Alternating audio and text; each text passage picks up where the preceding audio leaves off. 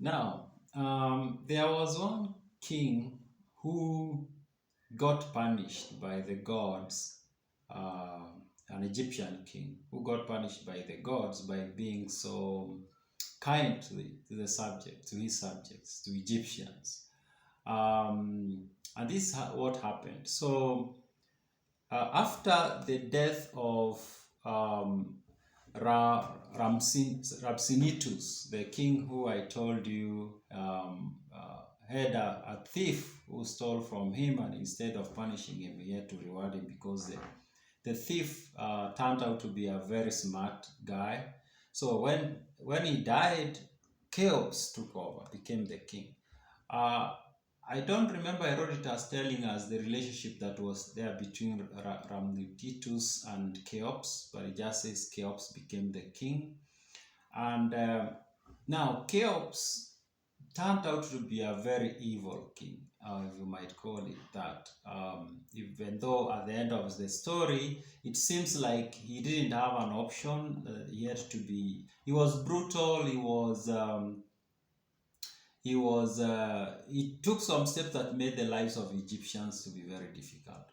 Number one, he decided to build a pyramid, and that pyramid became a very expensive project and very demanding on not only him financially but also on the people, because at any time he needed over 100,000 men to be working on the project, and the entire project took about 30 years. So you can imagine.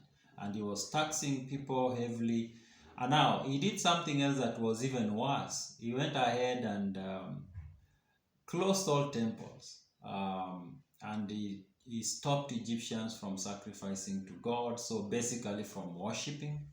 And he directed them to just work for him. And that was something that the Egyptians did not like, because Egyptians were very religious people. They were people who liked sacrificing every now and then. They had this need of feeling to be close to their God. So Cheops comes along and he shuts down all the temples, and then he taxes them highly, and then he forces them to work on his major projects. So life became very difficult for the Egyptians. And Cheops was around as a king for 50 years. And then when he died, his brother Chephren took over. And Chephren just did what Cheops did. He continued with Cheops' policies. He started building his own pyramid. He continued using Egyptians, forcing them to work for him, taxing them highly. He didn't allow them to worship. So he basically did everything that his brother Cheops had done. Now he ruled for 56 years, and then he died. Now, when he died, the son of Cheops became the king. His name is Mycerinus. Now, Mycerinus was decided to be different from his father and his uncle. Number one, he opened up the temples again. He allowed Egyptians to start sacrificing, to worship the way they wanted. And even though he built his own pyramid, it was not a huge project. It was not a demanding project per se. So Egyptians didn't feel as much pain as what they had felt when they were under Cheops and his brother, who had just died. So in short, Mycerinus turned out to be a very just, fair, kind of a ruler, and Egyptians liked him a lot. Egyptians disliked his father and his uncle, and in fact, Herodotus tells us that they so much did not like them because of what they had put them through, that they even refused to call the pyramids they had erected in their names, the name of Cheops and Chephren. They decided to call the pyramids in the name of a shepherd who used to feed animals around there. He was called Philicion. So they decided to call the pyramids Philicion instead of calling them by the names of emperors or kings who had built them. But now, with Mycerinus, they were very happy with him. He was kind. He allowed them to worship. He didn't tax them as much as the other two.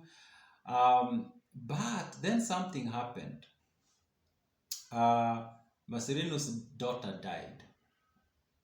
She died young, and this affected him so much. In fact, Herodotus explains to us that when she died, after she was dead, he built a wooden coffin that was in the shape of a cow, and she was put inside, and the cow was made to be in a temple. I think it was covered in gold. And then every night they used to light a lamp that will be burning throughout the night. And then he was doing everything to please his dead daughter.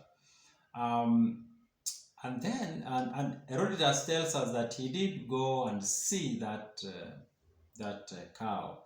And apparently when she died, some of the maids who used to take care of her were killed or something like that. And Herodotus tells us that the sculptures of them were made and they were standing next to this cow.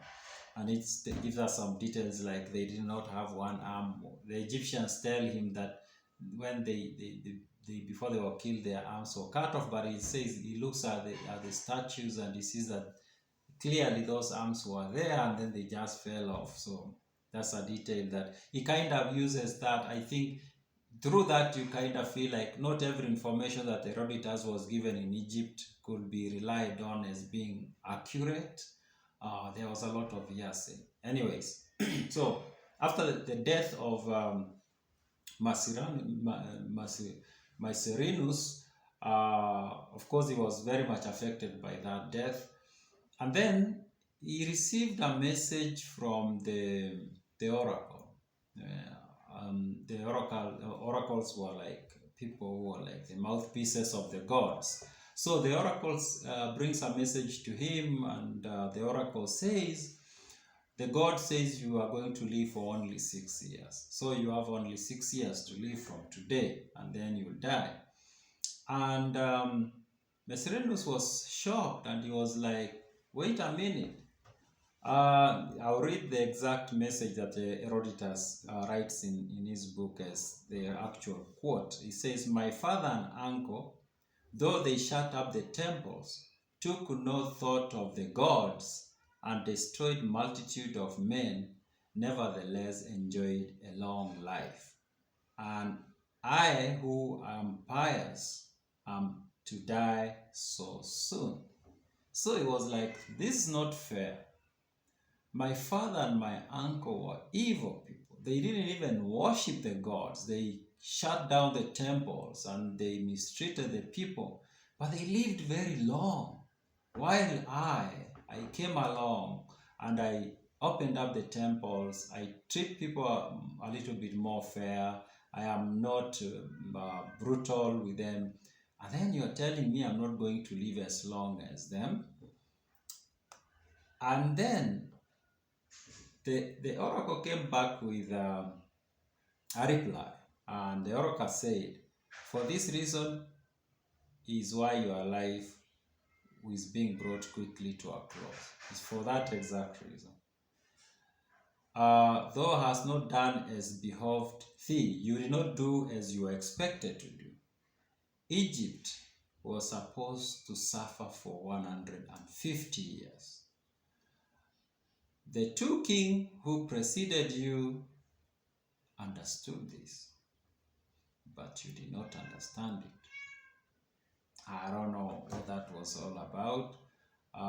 The king decided there was nothing he could do about that, and he decided to accept his fate. And for the remaining 6 years, he decided to have every fun that was possible. And he did something else. Herodotus tells us that he cheated the gods by living 12 years because he was partying night and day. So he kind of doubled his life by partying night and day.